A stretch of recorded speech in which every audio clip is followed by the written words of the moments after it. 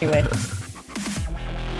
Hey everybody, welcome to the Over Sharon show, the best darn show on the internet with the best, what do we call them last week? Slaves or followers or Over Sharonites. Our followers, our fans, we call them Over Sharonites from now on. How dare you? Yeah, today we have a guest. Her name is Ashley. But before we get into talking to her and introductions and stuff, we are going to pull some cards and say a quote like we always do. And then we'll get into it. So you want to say the card while I shuffle? Or I'll say the card and you'll pull a quote. How about that? I'll pull a quote from my quote book. Yeah. So I have a quote from, it's called The Law of One. And we're probably going to talk about it in a future episode, but I'll just preface it with that. It says, consider, if you will, that the universe is infinite. This has yet to be proven or disproven, but we can assure you that there is no end to yourselves, your understanding, what you would call your journey of seeking, or your perceptions of creation. You are everything, every being, every emotion, every event, every situation. You are unity. You are infinity. You are love, light, and light, love. This is the law of one. Nice. Very powerful. Yes. And while you were talking, I pulled this card, came up a bunch while I was doing readings, and for myself, I forgot I had to block out this light. So this is the Eight of Swords, or sorry, the Six of Swords. From the deck I gave you. Yeah, this is from the Light Seers Tarot. So I'm sorry, I thought it was the Eight of Swords. So this didn't come up a bunch, but that's all right. So I like it because it's really synchronistic, because I saw a raven yesterday while I was showing my friend my new Edgar Allan Poe tarot deck in the woods. The raven flew by. I was like, all right. Edgar Allan Poe's Raven. Yeah. And so sixes, this represents, it's kind of like a journey. It's like, because we all know that swords represent air, and air represents ideas and intellect, and see how the boat's being pulled by the three. So it's showing sometimes you have aspects of yourself that pulling in a positive direction, and sometimes there's some that are still up in the air that you're trying to figure and master and figure out. I can't talk today. Was that the Six of Swords? Yeah, the Six of Swords. So it's really about because five is really chaos. So you're stepping out of the chaos back into some balance. So I think that's really well portrayed here in the card by the ship being upright and then kind of taken by the waves, but she's not in danger. She's standing in the ship. So I think it's a really good card for this episode, because we're going to be talking about different ideas with spirituality, but it's going to be a lot of air. So yeah, a lot of ravens flying around in here. Yeah, absolutely. And that's really that card is about like going from a shifty, rocky type of waters to like calm waters and reaching the shore safely. So I like that card. Yeah, that's what we're going to hopefully do in this episode with our knowledge of astrology with our lovely guest, Ashley and Lanese. So hi, Ashley. How are you today? Good. How are you? Oh, I can't complain. Every day I get to record and watch my show are like my favorite days. So that's awesome. Yeah, I'm super excited. We have a really fun thing going on here. But Sharon and I talked last night. We have some questions and some things we want to talk about. So what's on the list, Sharon? All right. Well, we wanted to kind of get a background from Ashley about, so, we kind of know her a little bit from a couple videos we've watched, where Brandon knows her from Instagram, I believe. Mm-hmm. And he shared a video of Philip, another of his friends that he actually had on his Terrible podcast. And then, so he knew the both of you. So when he watched that video, he was psyched. So he shared that. And let's see, you talked a little bit about your accident that you had that catapulted you into this work that you've been doing. So I kind of wanted just our listeners to kind of get an idea of that and a little bit of background on who you are and what got you into this work and this, doing what you're doing. Yeah, thank you so much, Sharon. And it's so great to be on your guys' show. I'm very excited. And so my name is Ashley Lanese, and I am writing a book about mermaids. But I got into a car accident in 2017 and broke my pelvic bone in 3 places and ruptured my spleen. And that was like my transformation process to kind of go into self-love and self-care and charisma and share online positivity and optimism. So that's what I do on my Instagram. After the accident, because I couldn't walk for 3 months, I decided I wasn't going to take one more step for granted when I could walk. So I was like, I'm going to start a YouTube. I'm going to inspire people on social media, and I'm going to finish my book, because my book I was midway through writing it when I got into the accident. And so I worked on that when I was healing and finished the book. It's not published yet though, but it's about mermaids. So yeah, the accident was like, the way that I think about it was this rock bottom. And when you hit a rock bottom, it's like there's literally nowhere to go but up. So yeah, I mean, they thought at first I wasn't sure if I was going to be able to walk again. So that was very terrifying, that I had gotten to such a low point.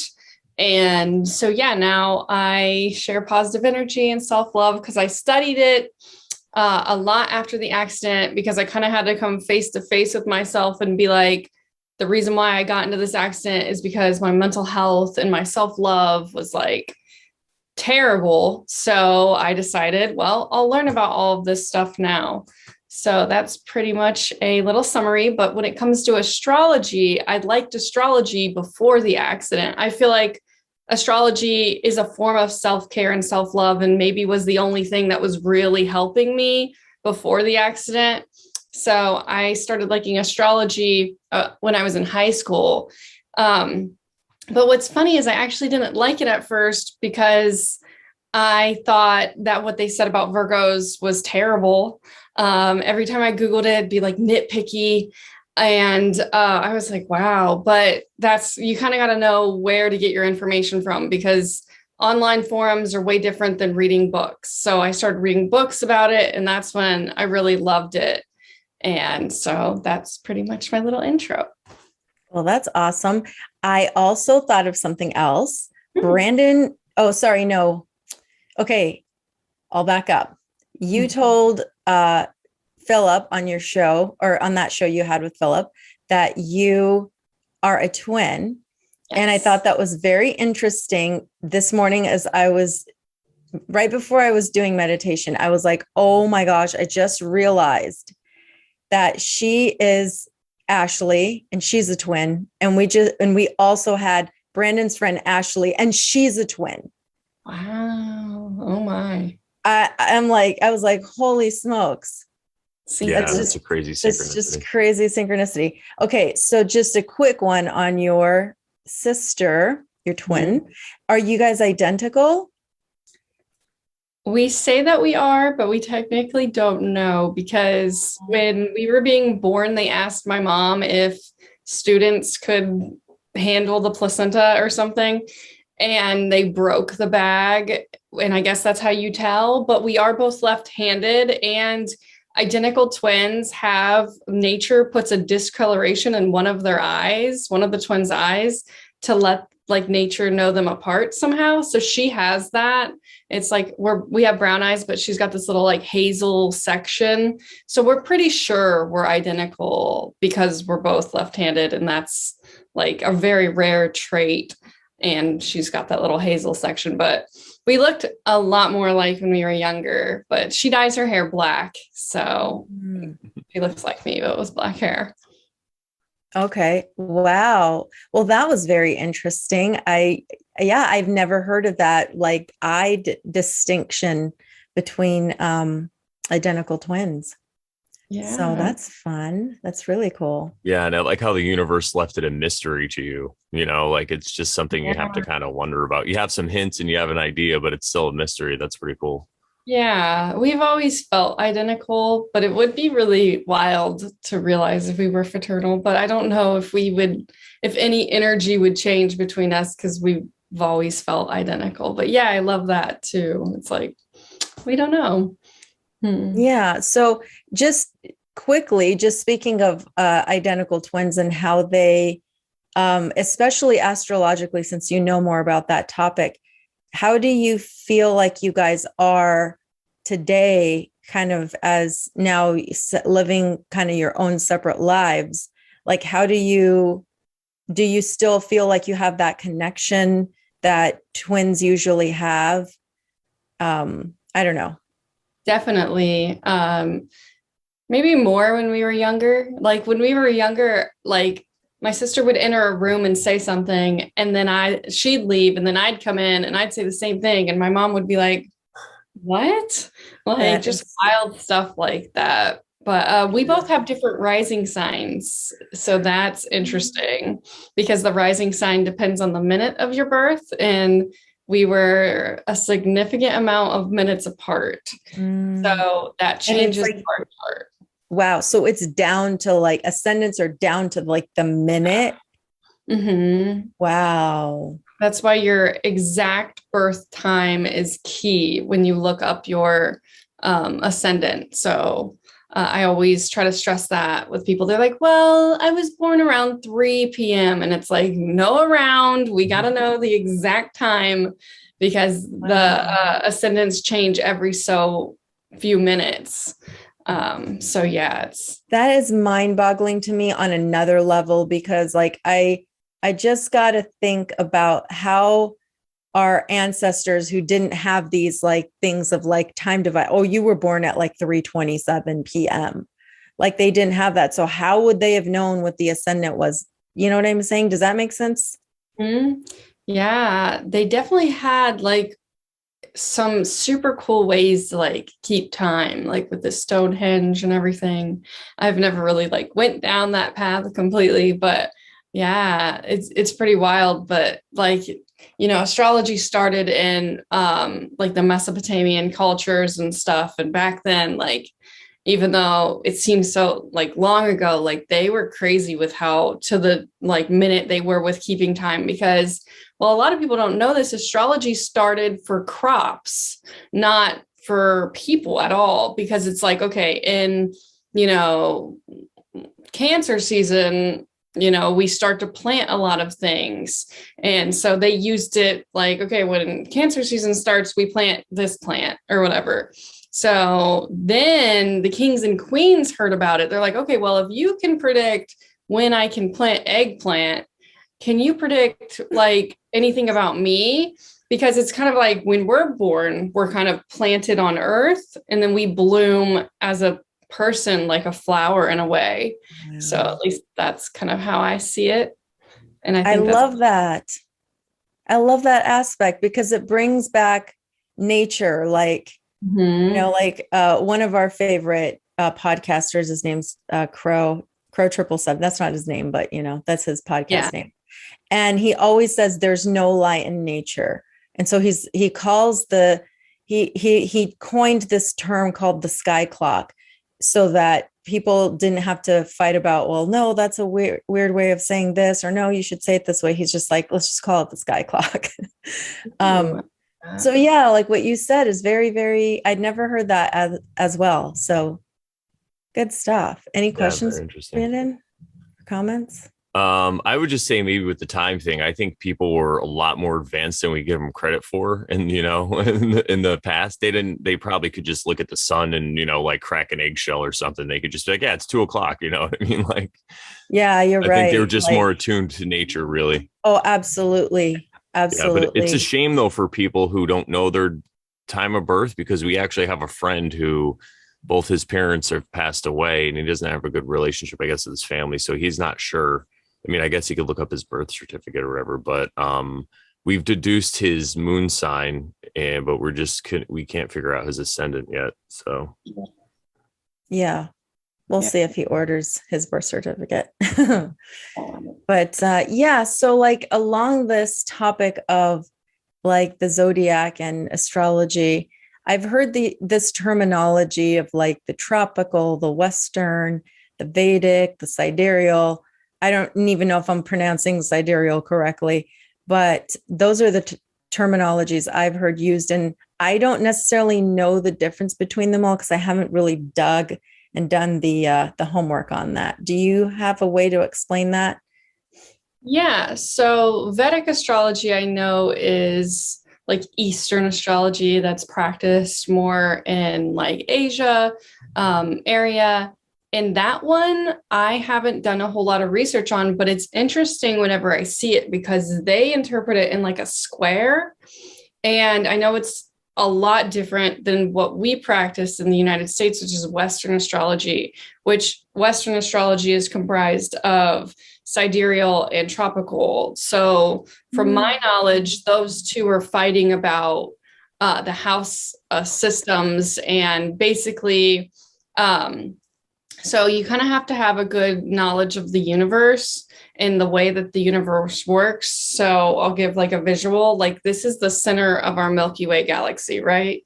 And our solar system is like on a spiral arm right here.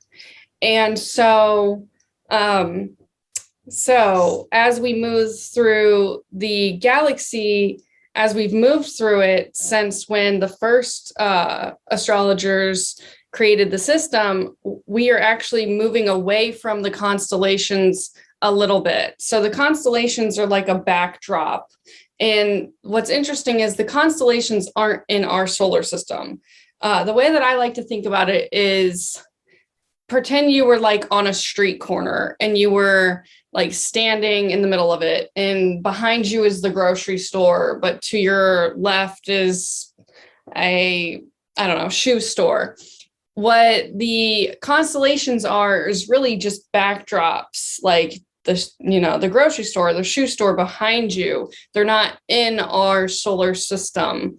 So as we orbit, those constellations have shifted a little bit. So they're kind of arguing about the shift. What I practice is tropical astrology. And so to my knowledge, that is the one that still goes with the old astrology constellations, and sidereal has shifted it a little bit. I believe I'm getting that correct. Sometimes I mix them up in my brain just because they're so similar, because eventually we're going to get back to the constellations being in the right spot. So that's why people who study tropical, they haven't changed it, because eventually as we move, we're just going to get back to the store or the constellation being right behind you as opposed to a little adjacent. So it's all about like degrees and stuff, but for the most part, they're pretty on point still. It's only like minute shifts. The one thing that I will say that is not, most astrologers don't agree with, is the new 13th sign, Ocapocus. I believe I'm saying that correctly. I've heard it called Ophiuchus, but I don't know if I'm pronouncing it. I might be saying it wrong, but actually I have this wheel here. So when the first astrologers created the zodiac wheel, they wanted it to be able to be divided into like 12, into an even number. And if we added a 13th sign, we wouldn't be able to do like our yin yang thing, because every sign has an opposite. If you squoze in a 13th, then that 13th sign wouldn't have an opposite. So we'd have to add a 14th, which we could do. And some astrologers are really passionate about. I've met them on TikTok. But when they designed this wheel, they knew that the shifting was going to take place. And they knew that we could add more zodiac signs, because if you watch the way the sun moves through the constellation belt, there's so many other constellations that could have been incorporated. But to keep it kind of like simple, they stuck with the 12. And they also knew that eventually, like as we move through the galaxy, that shift was going to occur with the constellations. But the constellations are more like locations that give off an energy that influence the planets that are in those signs. So it's kind of like the way that I think about it is, pretend you're in the dark zone. You're a fish in the dark zone. And as pretend also that this fish always takes the same path. And when it takes the same path in the dark zone, there's a lot of like fish that like blink lights and stuff. You always see those same fish that blink lights. So it's really just like being in a certain place at a certain time. So if there's a little bit of a shift, it's really not making that big of a difference. At least that's what I believe. So yeah, hopefully that helps you kind of understand the different kinds of astrology. Okay, thank you. Thank you for that.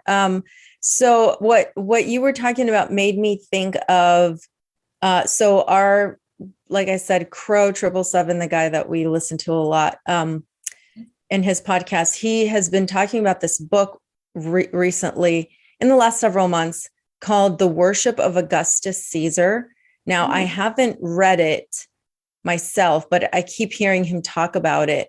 And he talks about how in this book, there was this concept that there actually were only 10 signs, 10 astrological constellations or something like that. And then they were expanded to 12. So I don't know how valid that is. I don't know, but he really highly recommended checking that book out. And so if that maybe is interesting to you, you could probably check it out. It's on my list somewhere, but I'm still not there yet. Oh, yeah, I've never heard that, but it kind of makes sense because you can divide like 10 is much easier to use, right? It just seems like it would be more useful, but yeah, I think it. Oh, go ahead. Oh, no. Yeah, I could see that being a thing. I've never heard of that though. From my understanding, I think it has to do with different ages that we're in and just different levels of consciousness that humans start to evolve to. And I believe that just like new planets appear at certain times, like we never knew about Uranus and then all of a sudden we knew about it, or Pluto. I think it just happens with everybody in this realm as their consciousness starts to evolve and go up, that things are just added and intricacies are added and stuff like that. So that's kind of where I view it from. Yeah. And Crow has hinted about that as well. He's mentioned stuff like that. Yeah. And, it kind of makes sense. And with the law of one that we've been listening to, it's also resonating and making a lot more sense as well. Yeah, totally. Yeah. So, okay. So most people know their sun sign. And if they don't, they can easily do that. Mm-hmm. You recommended a website from one of your videos that I watched, cafeastrology.com, I believe it was. And I went and pulled my chart yesterday just for fun. And I still haven't read all of it, but it's really neat that what I have read is like spot on as usual. And so if anybody wants to, they can go to cafeastrology.com, punch in your information. And again, if you don't, it'll tell you on the website, but if you don't know your birth time, it won't tell you your rising because it won't know. Or yeah, I think that's what it does. It just won't tell you.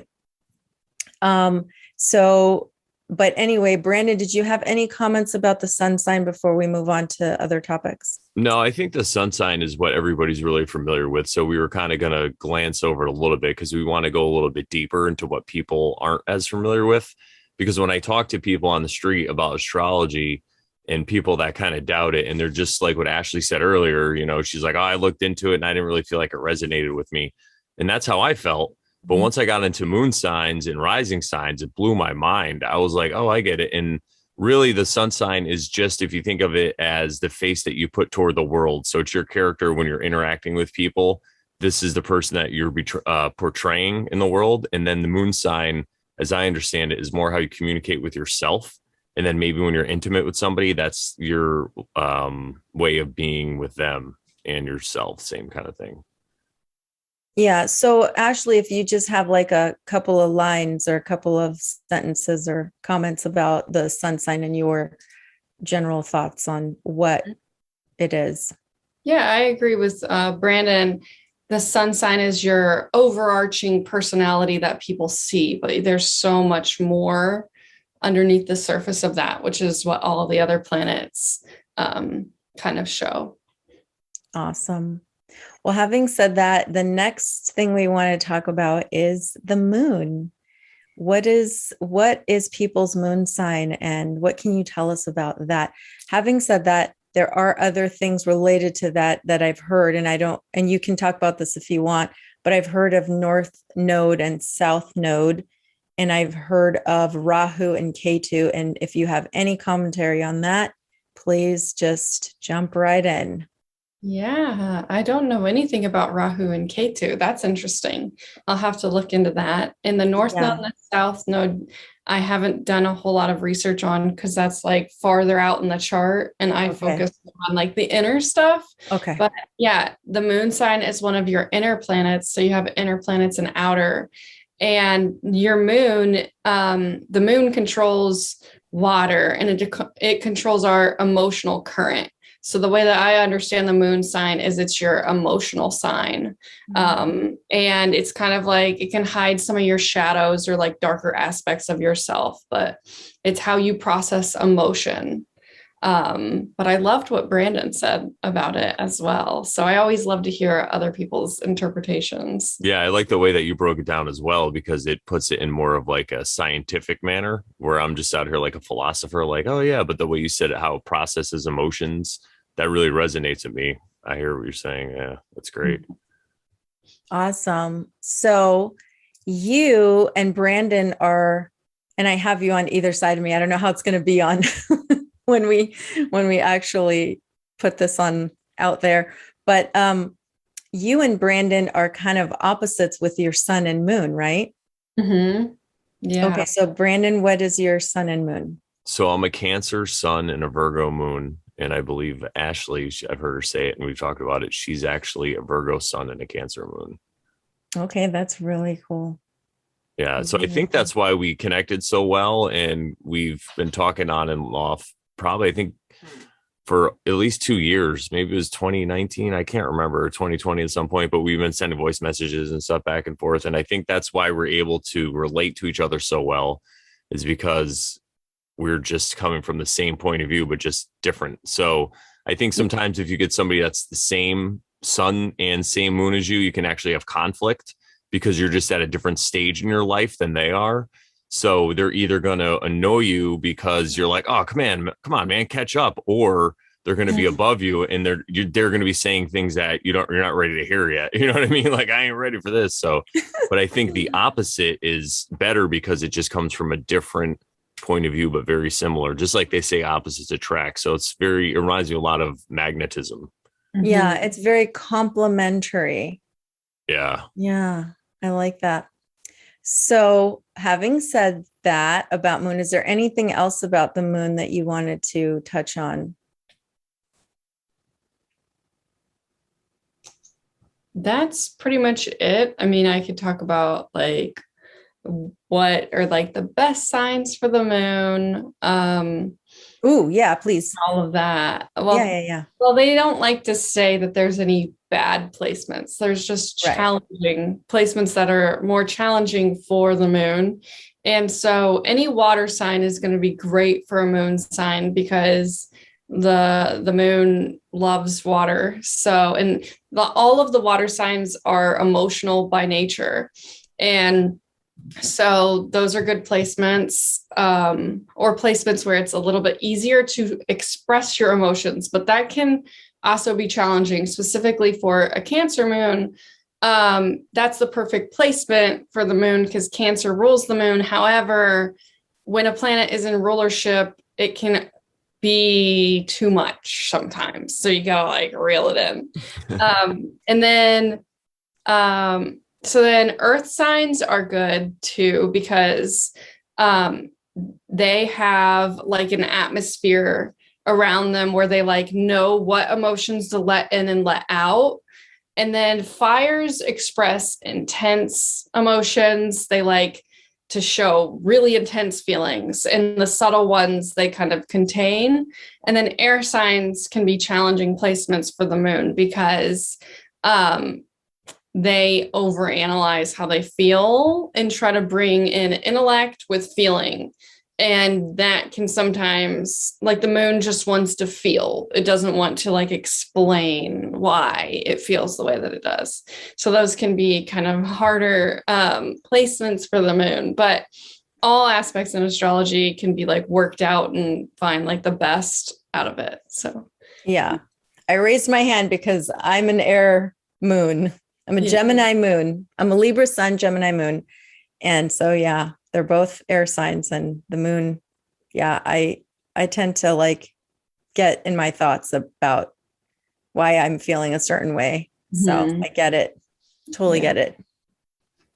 Yeah, that does happen. Awesome. So, they call them the big three, with my three quotes here. So you have your sun, your moon, and then your rising / ascendant, because it's rising and ascendant is basically the same thing. So, what can you tell us about what the rising sign says about someone?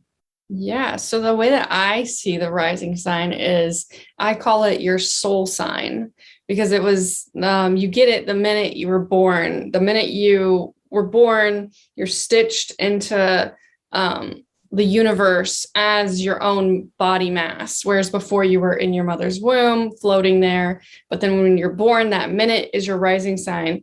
And so it's the sign that your soul was given. So yeah, it's your soul sign. At least that's how I see it. So That's what do you, awesome. how do you guys interpret it? If you guys have any interpretation. Brandon, you go if you know anything. Well, I'm not actually, I've looked into it before, but it's been a while. So I'm kind of lost in that area, because that's one of those things that, for some reason, when I got into this, I was just obsessed with the moon. So I wanted to know more about like the moon sign and all that stuff. So I did look into it, but what would you say that, what aspects or how does it actually affect your life? Because we know the sun is, you put that out to the world. The moon's how you process your emotions and communicate with yourself. So what's the ascendant say? I think your soul sign or your rising or ascendant, I sometimes refer to it as a soul sign, but I think it's kind of who you really, really are. But you don't like, it might not always be obvious to people. People who really know you feel it more than anyone else. But they also do say sometimes, though, that your rising sign comes out like almost instantly when you meet someone, but then it kind of like hides again. But yeah, I think that you have a strong connection with the element that it is. So you're a Libra rising, so that's air. So you have like a strong connection with air, things that have to do with air, like ideas. Maybe, yeah, like intellect, like mental stimulations, like huge is like your soul is like connected to that. Yeah, totally. Yeah. So, and then I always kind of think that you're like, during the season of your rising sign, I feel like we feel a lot of like peace, and I feel super connected to the season of my rising. And I asked people on TikTok if they felt the same way. And it was like 60-70% said yes. And then the others were like, no. So that's not completely set in stone, but I do think that those seasons are easy for us because it's like our souls like at peace.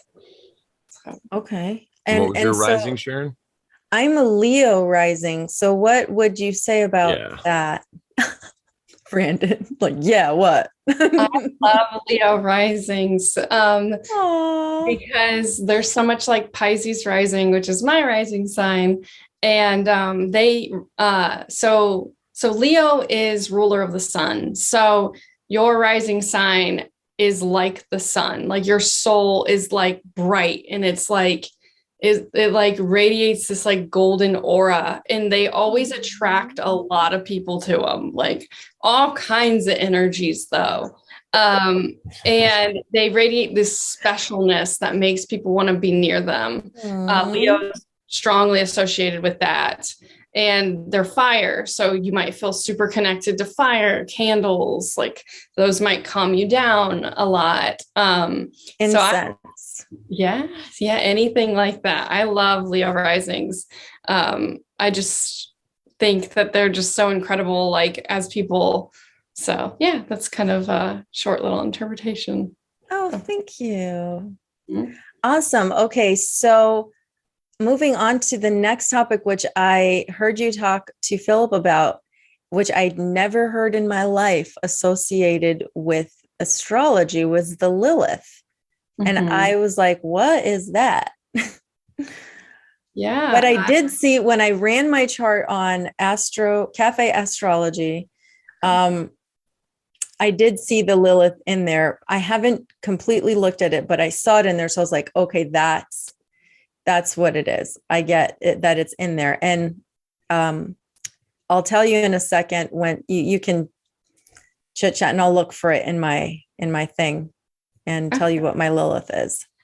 Yeah, so I absolutely love Lilith signs because it's the sign that is associated with like your darkest nature. It's you when you're the most aggressive, angry, and also seductive, and maybe even manipulative. So it illuminates, some people call it the dark moon, because it's like, the moon is already a sign that's like emotional and kind of has a darker energy, but it's like even more amplified. And I always think that Lilith kind of communicates with your Mars when you're super angry. So to see like your Lilith and your Mars sign, because Lilith shows up when you're having these like darker episodes. So I think for like self-care and self-love, it's good to know your Lilith sign, because then you can help yourself process out of some like dark,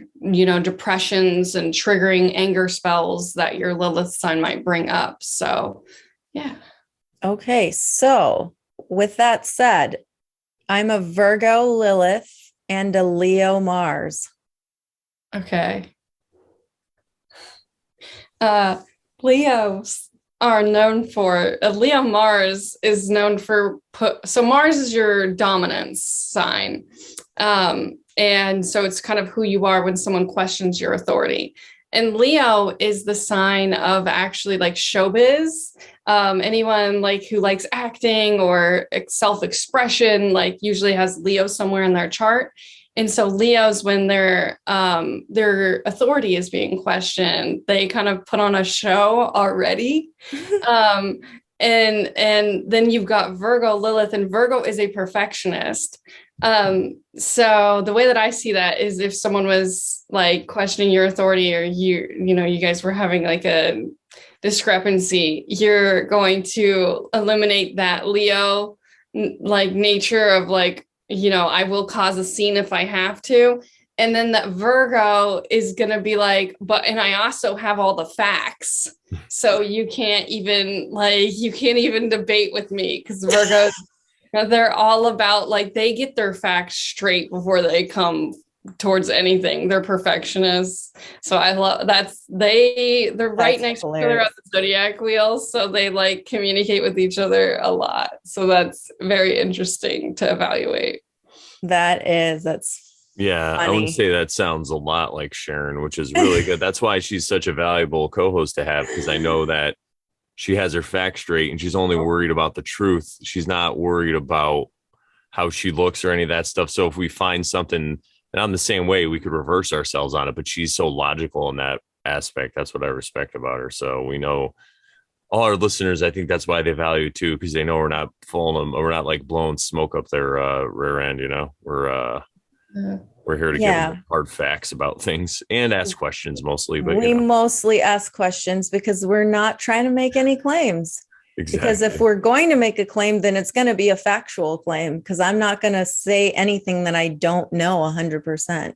Yeah. So my Lilith is in Aries and my Mars is in Leo. Okay. So my Lilith is in Aries. So there we have another connection. That's so funny. Oh my goodness. And my Mars is in Leo, like Brandon. You just said your Mars is in Leo too, Brandon? Yeah. Mm-hmm. Yep. Exactly. Wow. That's gray. Yeah. So don't argue with us, everybody. Trust me. there's so many like connections happening Yeah. here. Yeah, and it's crazy how you meet people like that, because all of us basically met through the internet. I met Sharon through a different app. It's called Bertaria Times. It's done by this comedian Owen Benjamin. He's got like 20,000 people on there. It's crazy. But so we met and we started talking, and she was coming off of this background of Christianity and stuff, but it just wasn't doing it for her. So she looked into other avenues, and she was asking me about tarot. So we got into that. So I just think it's really crazy how this whole universe works, how like attracts like, and it's just another thing for me to be thankful for, really, at the end of the day, instead of wallowing in what's wrong in my life. I just look at the positive things. Absolutely. Yeah. Yeah. So what is your I guess your thoughts on Brandon's Lilith? Yeah, so we have the same Lilith. So I have a lot to say about this one. So Aries Lilith is a really powerful Lilith sign because Aries rules Mars with Scorpio. So like it's already naturally has like a dominant nature to it. But I don't know if you can relate to this, but Aries Lilith, like when you were a child, you sometimes struggled with like emotional outbursts. At least I did. So learning astrology really helped me like get that in check, because Aries is a sign that's like instinctual and they're fast. Like they're just going to react to something. So when you learn astrology and you apply that, like for instance, your Virgo moon is your emotion sign. So your emotion sign can help your dark sign be like, all right, let's actually think this through instead of quickly reacting. At least for me, I try to like use my Virgo sun to pedal back my Aries moon, or not Aries moon, my Aries Lilith. Yeah. So they kind of are very reactive and can kind of have a lot of outbursts because Aries just does things and then thinks later. So when it comes to like darker sides, they can be a little bit more on the impulsive side. So yeah, that's the interpretation. I could relate to that for sure, especially when I was younger. But like you said, these are just aspects. And as you learn it's really about self-love and getting to know yourself. As you learn these things and you start to embody them, then you could make yourself a better person. I kind of feel that's the reason why we're here at some juncture. And that's really what astrology could be, like a roadmap for what you should overcome. And then what you can attain to, it's kind of like think of a dog, right? You can have a dog that's annoying and barks all the time, or you can have a dog that helps you hunt or whatever. You know what I mean? It depends how you train this dog. So in the same way, you're just training yourself, really. Yeah.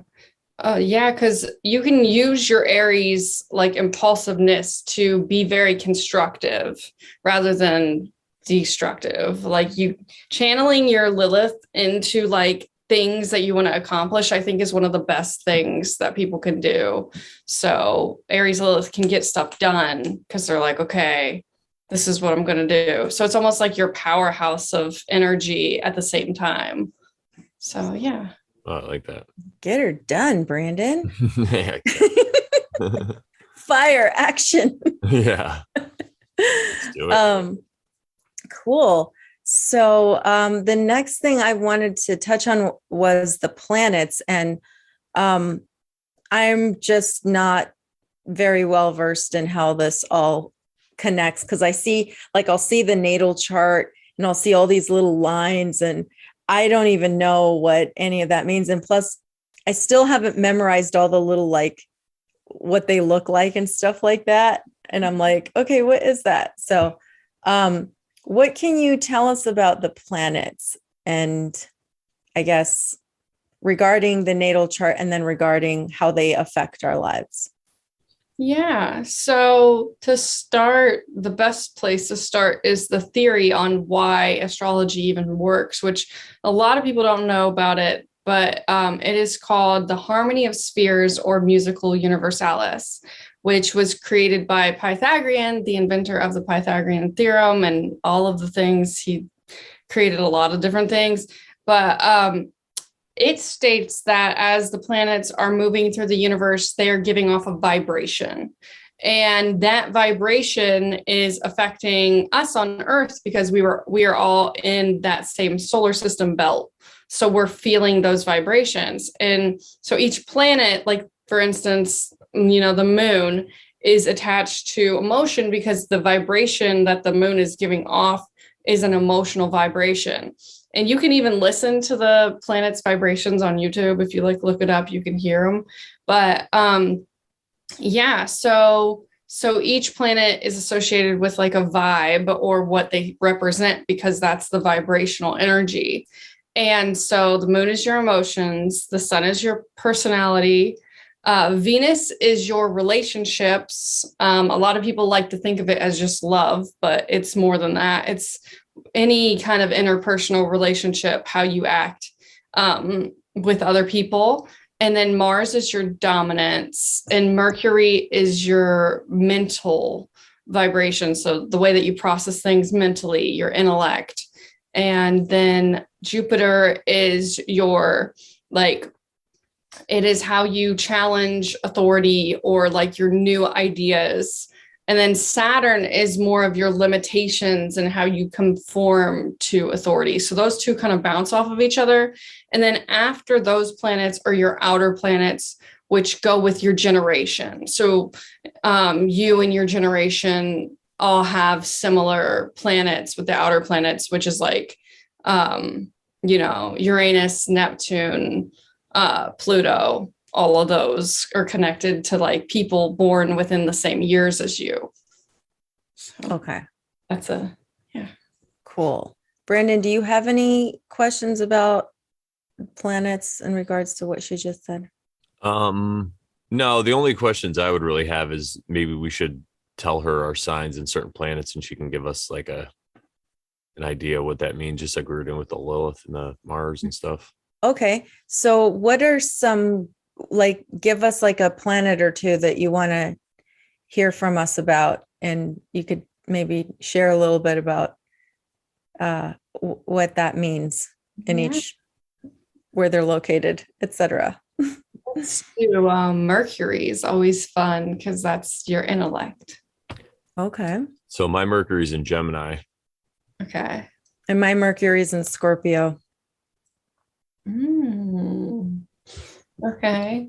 So for Sharon, that makes sense why you're you said you're uncovering the truths. Because Scorpio isn't afraid to go into the dark and find the truths about reality. Because Scorpio is the darkest sign, or they're known for that. If you look up anything on Scorpio, they're very, very deep people too. Oh my goodness. Because they're a water sign, and water signs are okay with going into the darker nature. You probably like mysteries, and maybe you watch those One Murder Mysteries. I used to love watching the murder mystery stuff when I was growing up. Totally. It was into the mystery, what's going to happen next? Yeah. Scorpio for sure. And you kind of bring emotions together with intellect, which is very interesting to think about how much air you have. You're a Libra with a Gemini moon, but then your mindset is a water. So when you take it all together, it might not be the balance here really works because it's you're a Libra with a Gemini moon.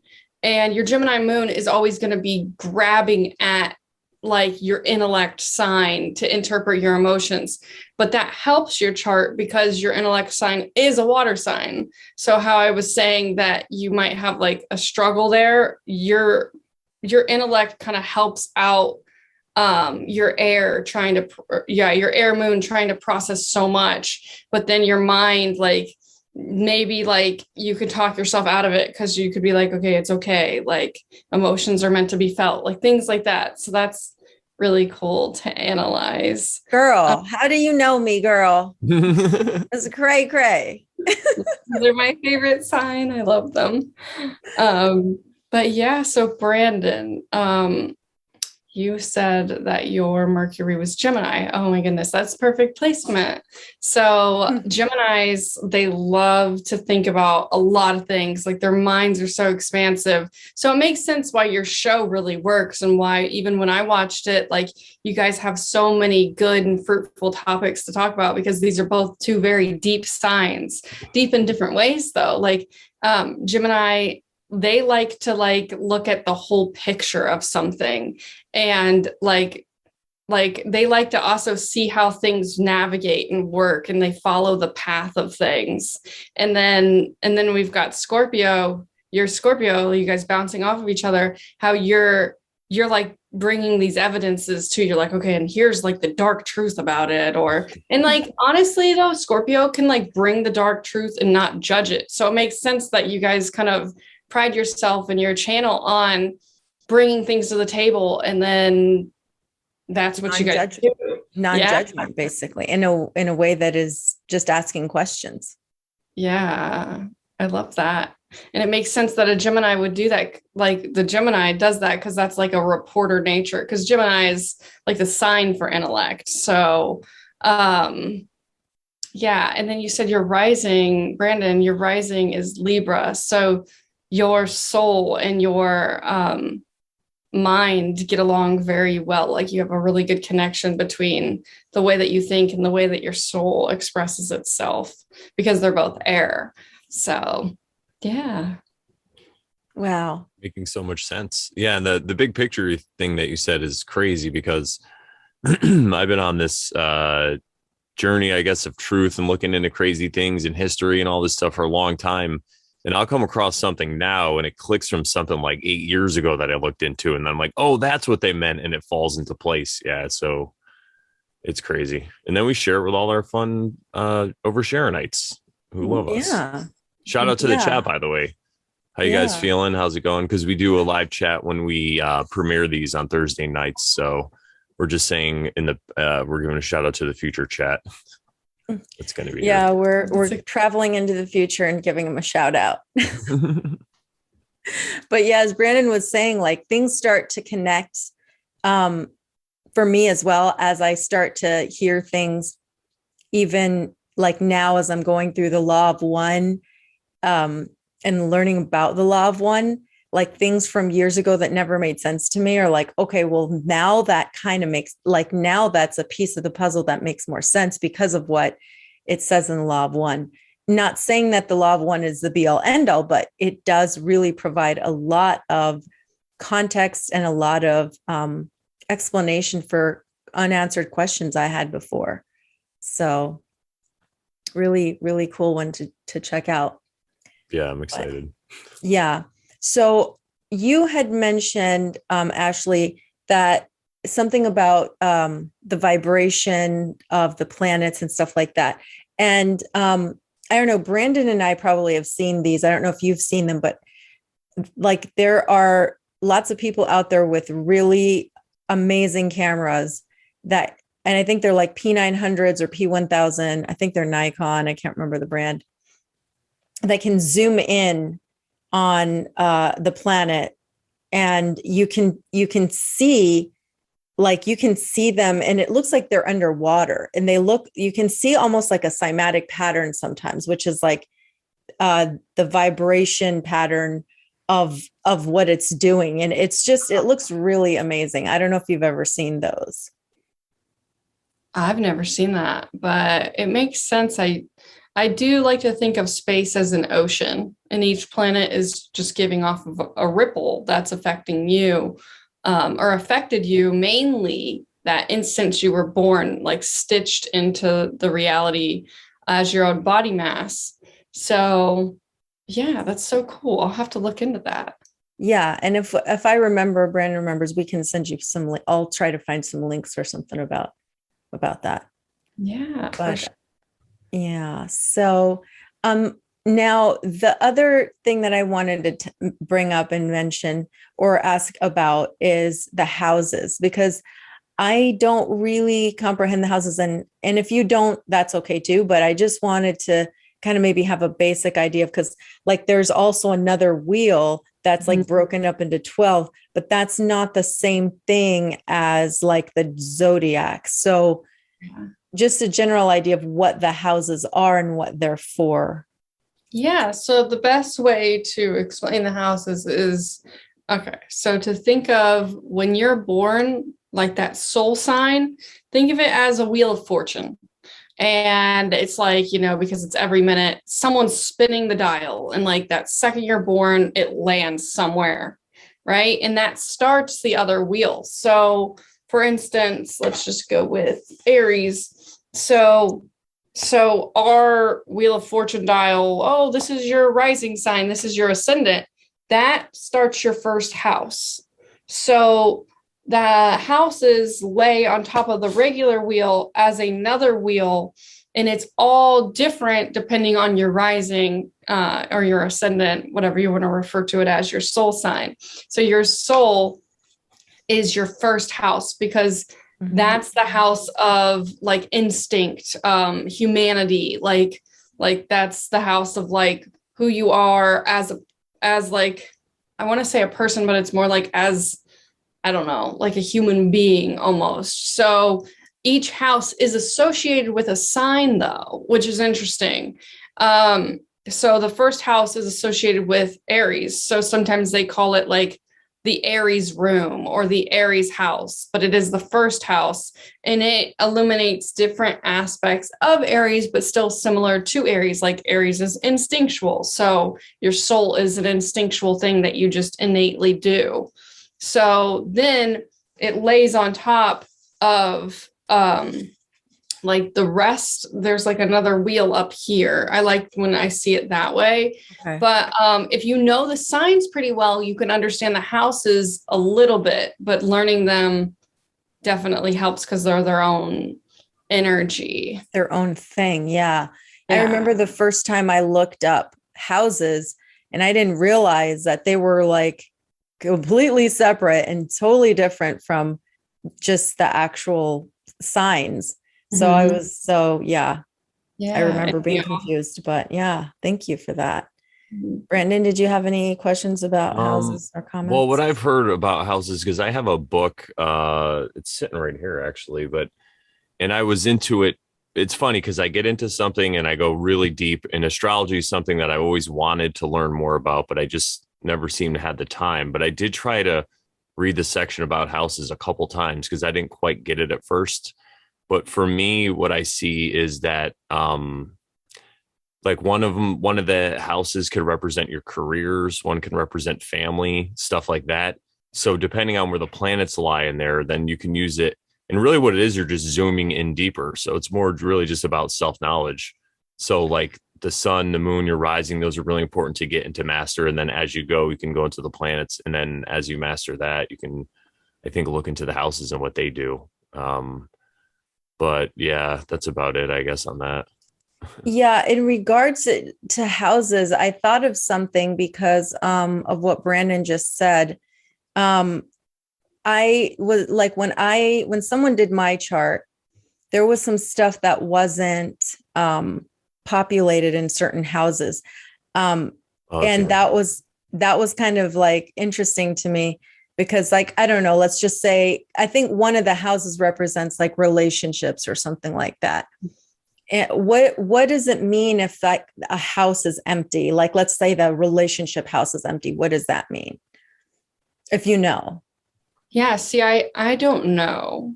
I know that my relationship house has all kinds of planets in it because the relationship house is the Libra one. And I know on my way. How funny. Yeah. I'm a Libra. Okay.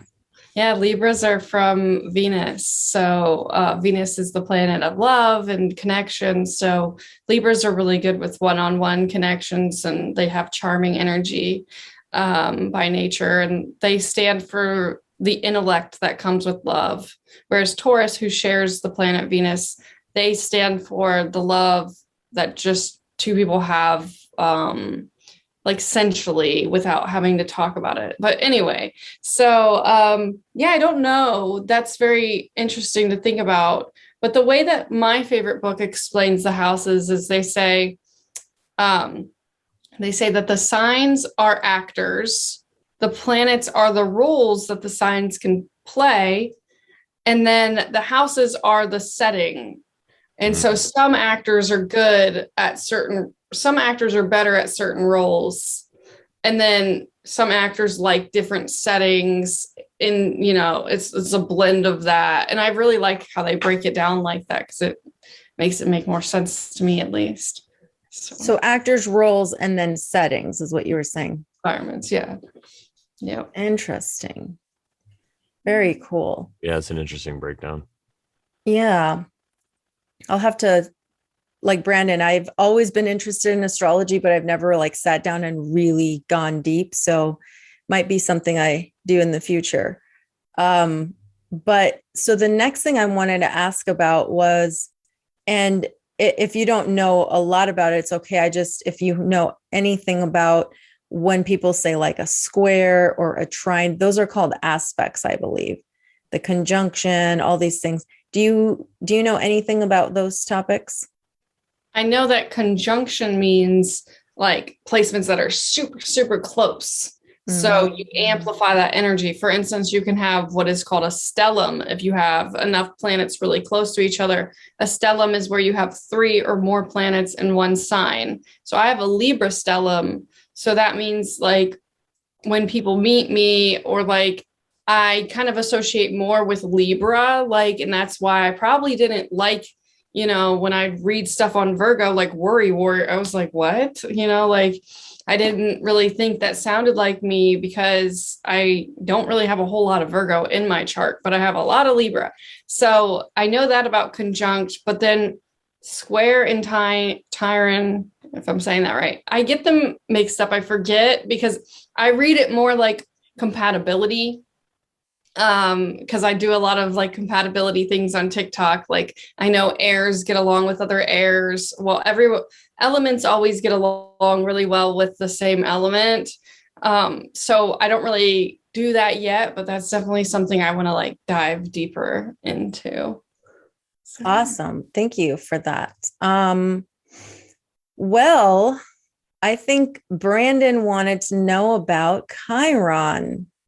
And I don't know anything about that.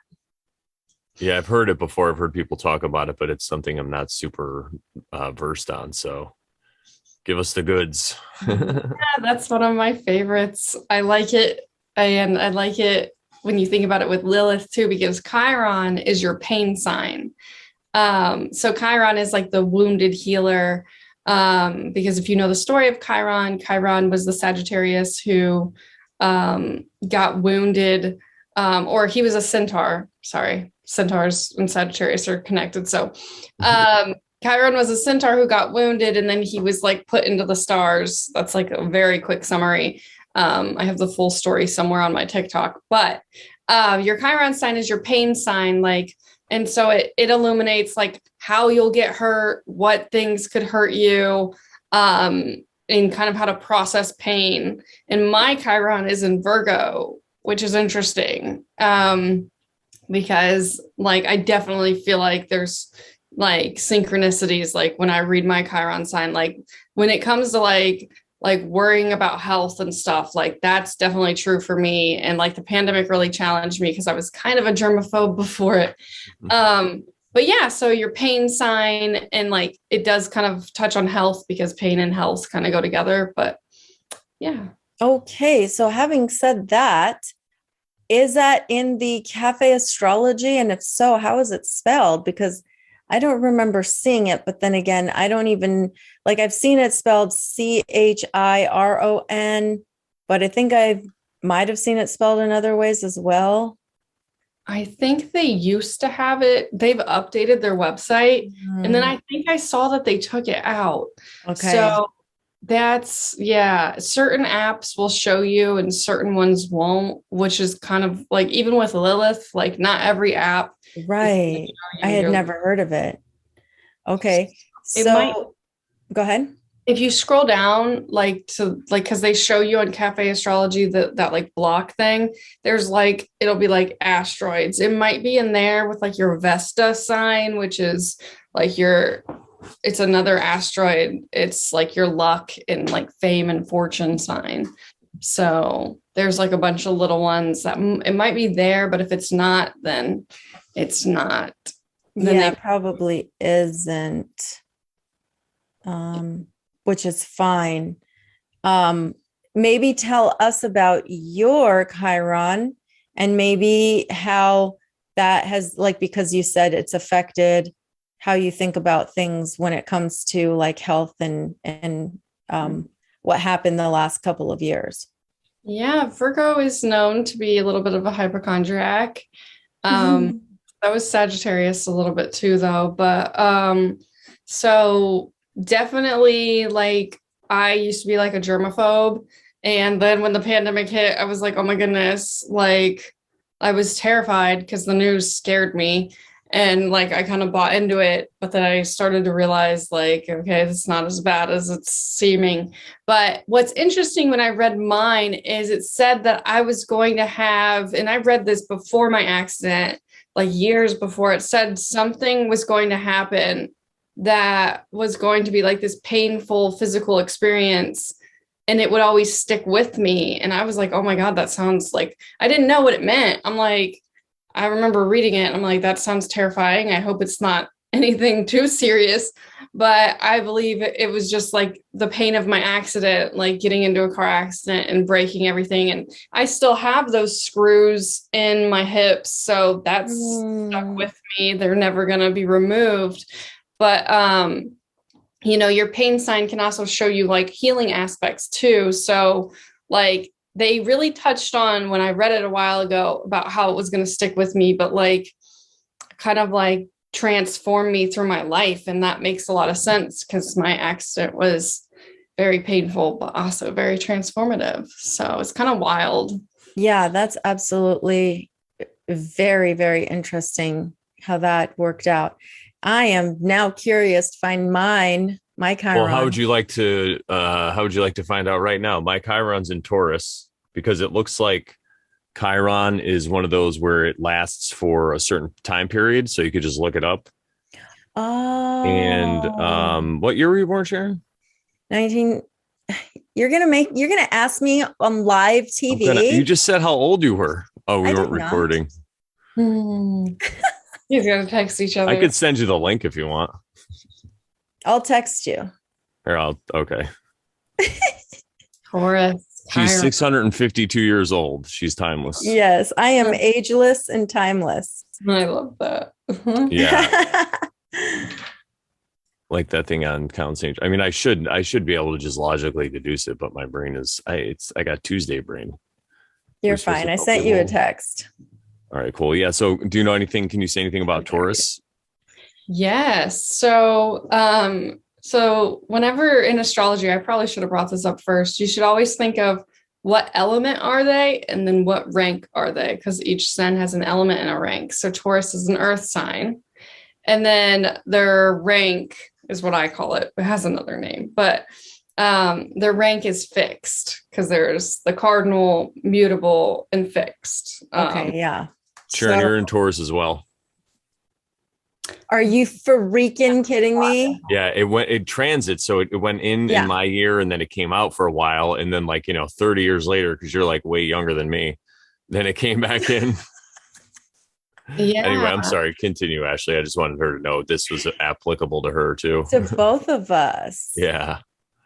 I love that. That's interesting too, because Taurus is an earth sign. So all earth signs have this thing where they like try to hide a little bit because they like the earth signs are like the earth. They have an atmosphere, like a protective shell that they like pull things in and out of.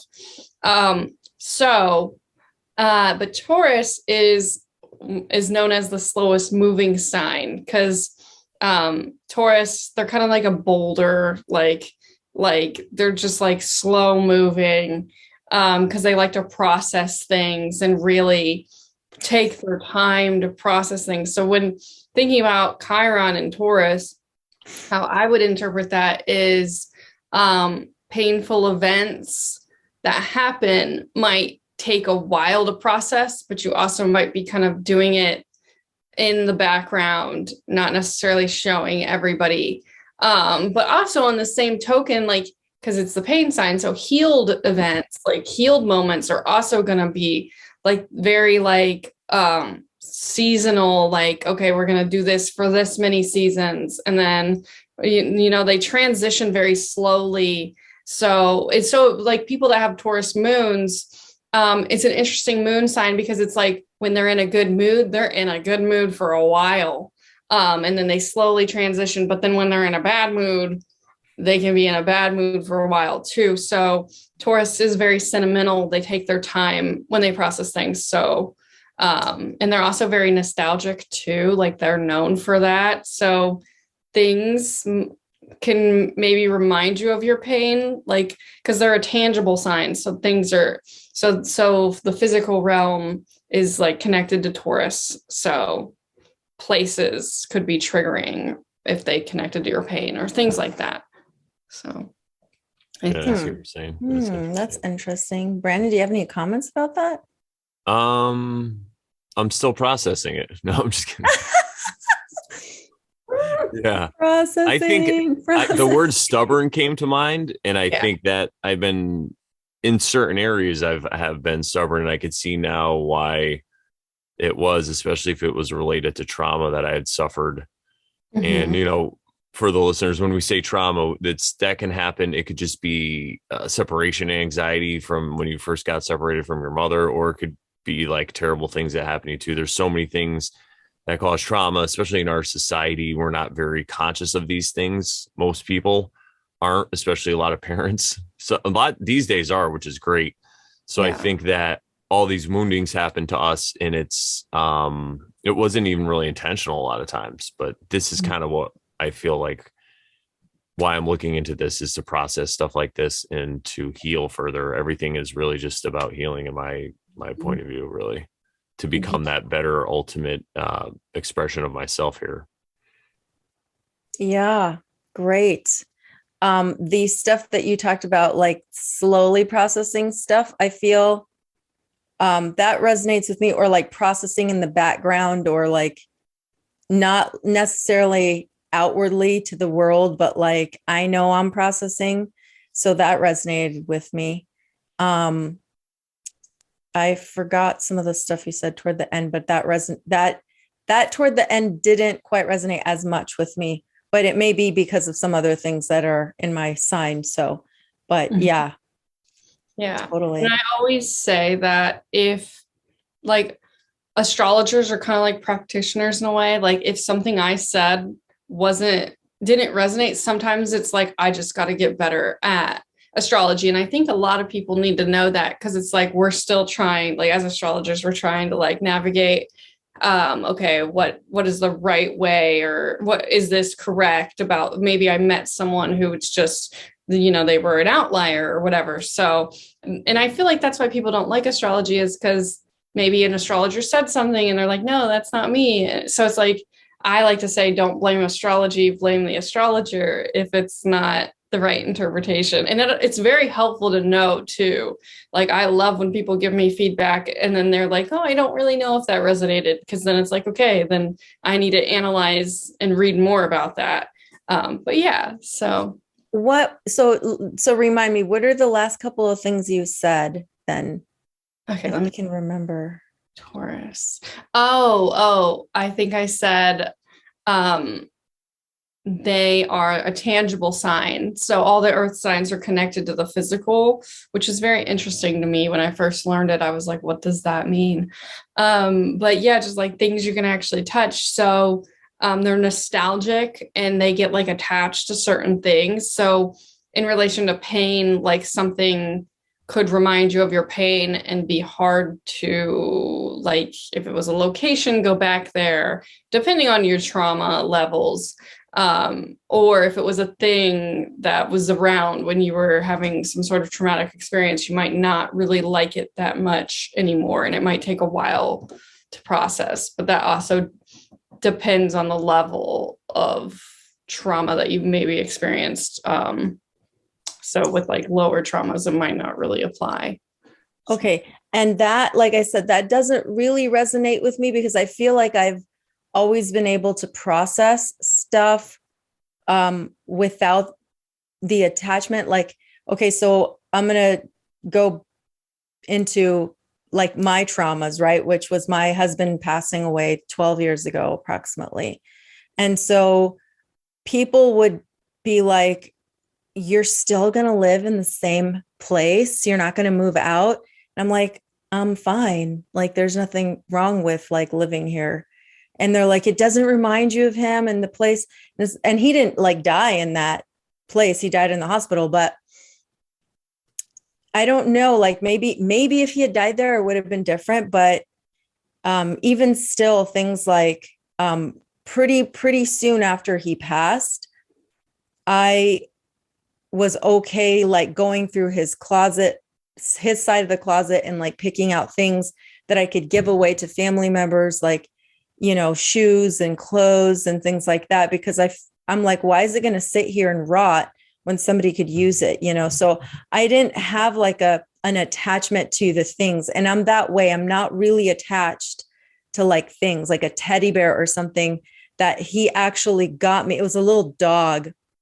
It was like one of those, like not a Beanie Baby, but kind of like that sort of thing that he got me in high school.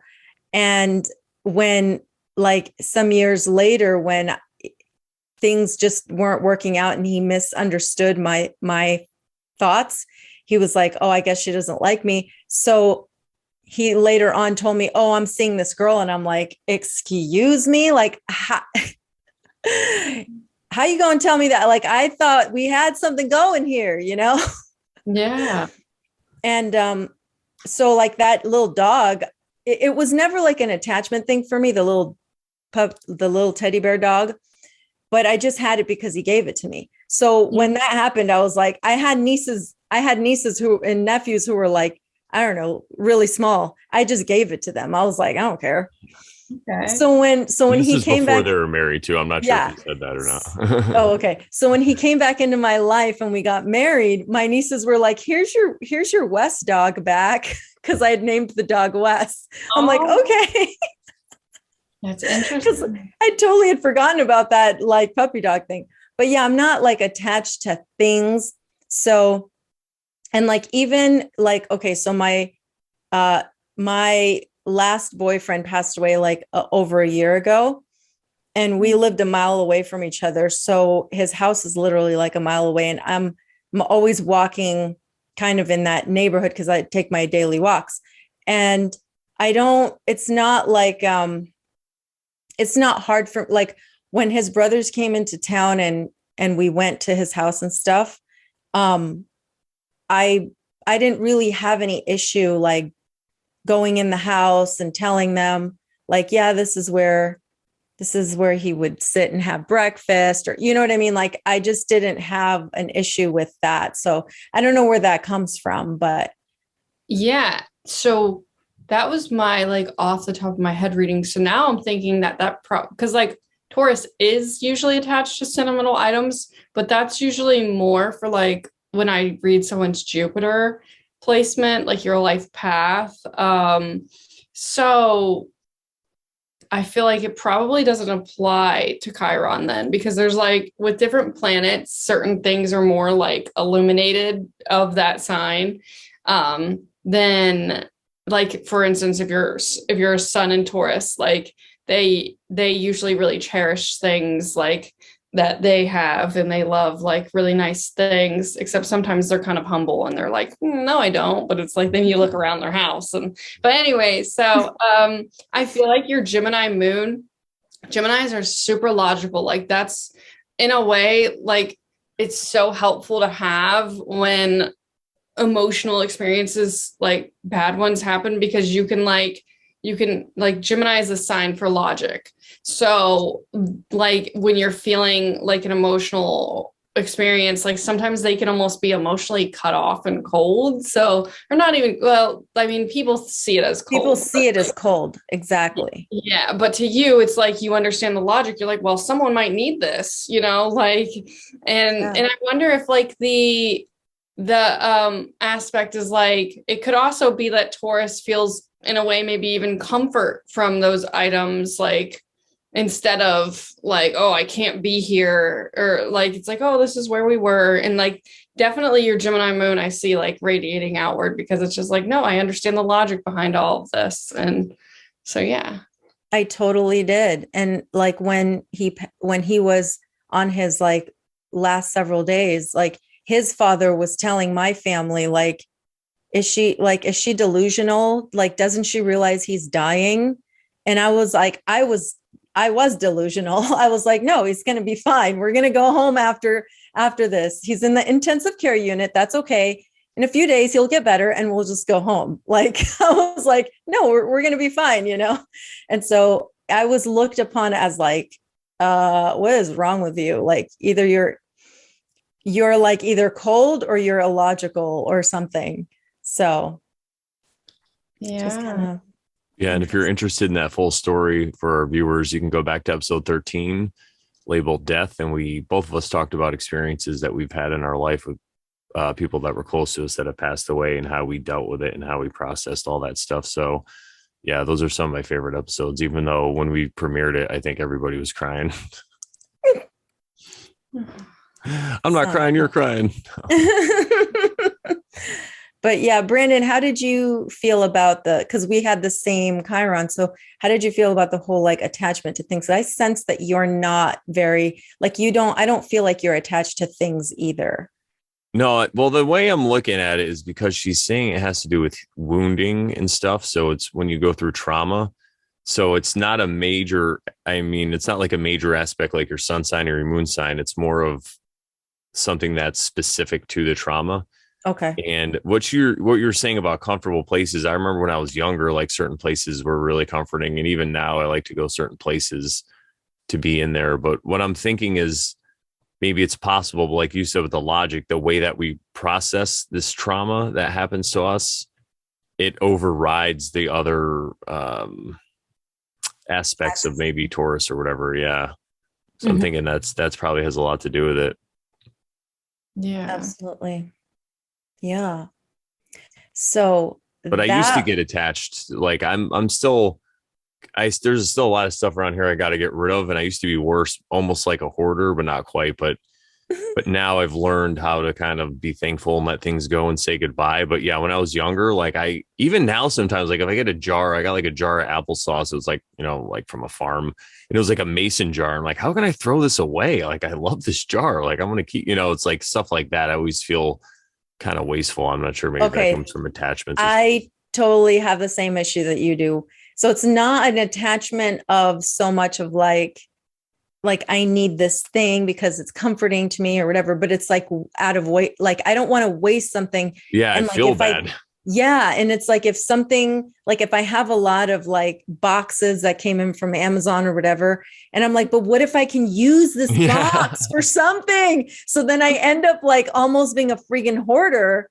But I mean, like, Brandon, I've had to do some like tossing of those kinds of things, but I kind of have to like, I have to be better at that myself. And I remember when I was younger, jars as well. Yeah. Jars. That's the bane of my existence, but go ahead. I have a memory of one time when we did a house cleaning and we went to the dump and we were throwing stuff away.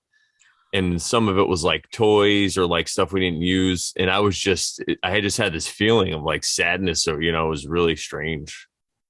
Wow. Maybe that's what it is. Yeah. I get, yeah. He has a Virgo moon, so the tangible is connected to the earth, and Virgo's an earth sign. So when he's saying like, oh, I love this jar, I get sad, like throwing it away, like that's connected to your emotion sign way more than hers. So it's funny because you were like, well, because you're Gemini and they're air. So yeah, I can totally see that, like your moon is more like connected to that Taurus-y aspect of that, like, like, oh, I want to keep this because it reminds me of something. Because it's very interesting that earth signs are so tangible, because it's just like, all spirituality kind of tells us not to focus on the physical realm. It's like there's so much more happening around us that we can't see. So, yeah. Absolutely. So, those are all the questions I had astrology wise. Any final comments before I want to ask her about her book? So any final comments on that, Brandon? No, I just want to say that it's very interesting watching Ashley work through this, because she's kind of looking at us like, and this isn't like a criticism, but she's looking at us like we're characters or something. And she's like, oh, I get it because of this and that. And I could see that. And I love the joy in her face because of it. It reminds me a lot of when I'm getting into tarot readings and explaining certain things to people too. And yeah, it's just good to come across somebody else who's a healer and who is, happy and so joyous about it, because if you think of this modern society, everybody that has a job, they hate to go do it, but it's fine. It's great to find someone who loves what they do and is generally interested in it. Like the other night I was at a friend's house and I must have gave 8 tarot readings. Everyone's like, I'm like, no, I was just doing it for free. I'm like, don't worry. Somebody ended up like giving me a tip or whatever, but I'm like, I just love doing this. I'm like, yeah, I do charge on the side, but I'm like, this is just hanging out. And I'm a tarot nerd. So this is like, let's do it. So yeah. Fun stuff. Yeah. Awesome.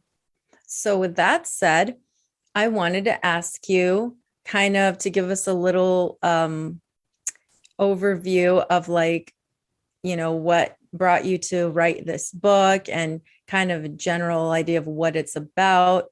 And yeah. So actually I have dyslexia and I have an IEP for it.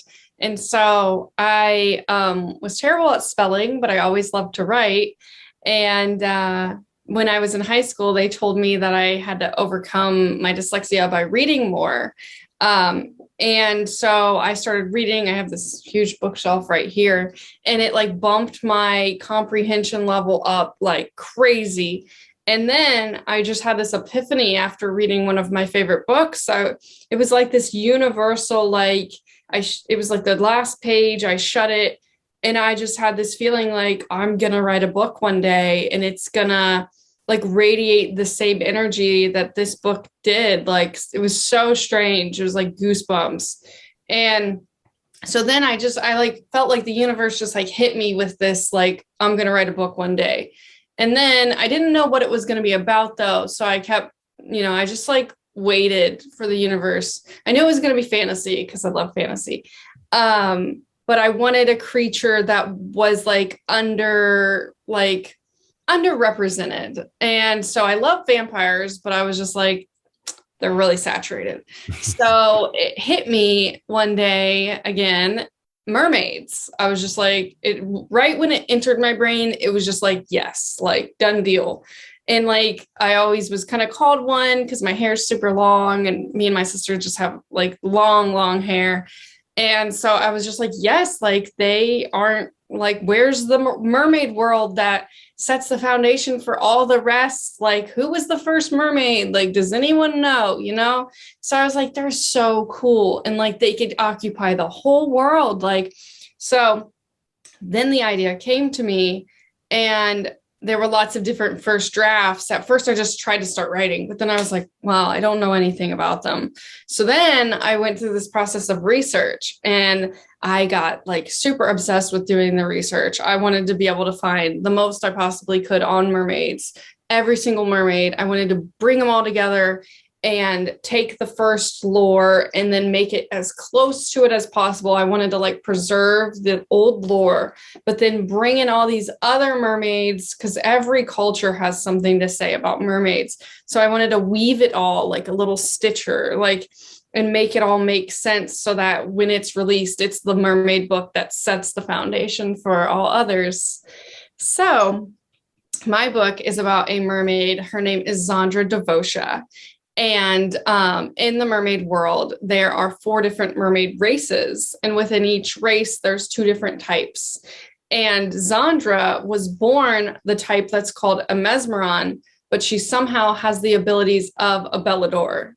So, and that has to do with procreation, which we can get into later. But book one is a quest for her to figure out why she's so different. And mermaids are very traditional. So she's been this threat to their system for so long. So that's pretty much a little snippet. There is, like, you can read the full synopsis on my blog, ashleylanese@wordpress.com. And then the sandwich menu, you just hit my book, and then there's like a longer synopsis of it. But yeah. That's awesome. Yeah. So did you have any comments, Brandon? No, go ahead. I was just going to ask a silly question, because you have a twin and you said, you experienced dyslexia. Did your twin experience that as well, or anything similar? Actually, no, she doesn't have dyslexia, which is interesting. I was, I had to be put in like resource rooms and stuff where she was in like advanced classes. So that's interesting. But I was also, when I was born, I was like taking forever to come out. So I was pulled out by a machine, and like the doctors, I do have a bump, like an indentation, and the doctors like scanned me, make sure I was fine and everything. And I, am, but I wonder if, like, because it did indent my skull. So I wonder if that, like, sometimes I think, like, I'm like, I wonder if that could have like caused it. But yeah, so I can weigh in on that a little bit. So dyslexic people, from what I've heard recently, are actually very, very smart. And the reason that they have an issue with the reading is because we didn't always read from right to left. We used to read from left to right. So I think that it could be, I mean, there's a multitude of things that it could be, if you believe in past lives or whatever, something has to do with that. Because my brother was dyslexic also, and he got, but he's, I'm sure he's much older than you. So back then it was really crazy. He got put in with these classes that he did not belong at all. So my mom had to advocate for him a lot and get a lot of things done. But my brother is really, really smart. He's, but you wouldn't know by looking at him. He's like a street smart kind of hustler. Like he does all these, not that he's a criminal, but he just has all these different things. Like he could fix stuff. He buys and sells stuff. He has a regular job too. You know what I mean? Like he could build anything, and he's really good with his hands. And, I was saying that to him one day, because they really, sometimes they make you feel like you're less than a person if you're dyslexic, or they used to anyway. And from what I've looked into in the education system, I mean, we won't get started here, but a lot of that lower education is really just about an indoctrination, and you want to make good factory workers basically at the end of the day, right? That's where it got adopted from. So I feel like people that stood up in that reason, they just kind of hammer down the tallest nail. And that's, I mean, I went through a lot too. They said that I had terrible reading comprehension, and I always felt bad about it. But now I realize it's because while I was trying to read it, I was bored out of my mind, and my brain was just going other places. I just couldn't focus on it. You know what I mean? So yeah, I just wanted to say that that's quite possible. Maybe it's because we used to read the other way, and and you said you're left-handed also. So that's another, my mom and so I have two younger brothers. That was the middle brother. And then the youngest brother, he's also left-handed. And I think the middle brother, both of them are left-handed. I'm the only righty, and my dad's righty, but my mom's a lefty. Yeah. So I think there was something unique and special about that. So yeah. Definitely. And now, especially because you overcame it and you wrote a book and everything, you're doing a whole series. I mean, that's amazing. Yeah, that's interesting. I heard that we don't, like, something about like sound and visual is different in dyslexic people than it is for people without dyslexia. And I have also heard that we do have like this certain way of intellect that we just don't fit the school system these days. So that's kind of in my journey with dyslexia, like I definitely feel like they did not really know what to do back then, but nowadays I hope it's better. I've heard it's better, but they were just pulling us out of class, and I'm like, wait a minute, like I need to learn long division. And they're like, no, you don't, like come work on something else. And I wasn't learning the right way, because I'm like, I'm missing things in this class, and to go to this one to have extra help. So yeah. Yeah, for sure. Yeah. And then could it be that we weren't supposed to be all like thrown into one room and then like focus on this for an hour? You know what I mean? or I'm however glad they many did years. it though, because you got to go through what you don't like to know what you do like. And that's why I don't have like a normal job, because I'm like, I already hated school. You know what I mean? Like, why would I do that to unless I really needed to do it to, I have no problem working. Like I'm a very hard worker, but it's that whole repetitive thing, 9 to 5 every day, you're in the same thing. It's like, Rat race. Yeah, exactly. Yeah. Did Yeah. it for many years myself. Mhm. But I think we're about at the hour and a half mark.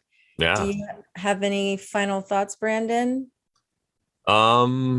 No, I think that I would like to learn more about this. And as we learn more, maybe we can have you come back and discuss some different things, or, or if there's anything you ever feel like you want to come on and talk with us about, just let us know, because I think this is a really valuable conversation that we had here. I think a lot of people learned a lot of things. We put a lot of things into perspective for people, because so much of this stuff is so confusing, because you get the mainstream application and they're just telling you about your sun sign in the newspaper, and you get a few words. And then most people that I know, especially a lot of my guy friends, they're like, oh, she's she's this, so she must be a bitch or whatever, and it's like, no, they don't understand. And other people look at it from a sense of victim, and they just say, this is how I am. Sorry, this is just me. I'm an Aries. This is how I am. But we're telling you that you can work on that stuff and you can make yourself even better through other aspects. So it's not an excuse. It's more of a guidebook. Yes. Yeah. Absolutely. And Ashley, just let us know, let the people know, like, where they can find you, your TikTok and all that stuff. And where if you have any idea when you're going to be published, or where your website is and stuff like that. Yeah, thank you. So my TikTok is just Ashley Lanese, and my last name is spelled Lane, E as an elephant, S as in Sam, E as an elephant. So, but yeah, on TikTok, it's all astrology mainly. There's some motivation sprinkled in there and mermaid things, but for the most part, you can go down like lots of rabbit holes if you love astrology and want to learn more. And then on my Instagram, it's the same handle, Ashley Lanese. That's more motivational, inspirational, self-care, positive energy. There is some astrology, but and then my YouTube, Ashley Lanese, it's self-care focused heavily in motivation and spiritual.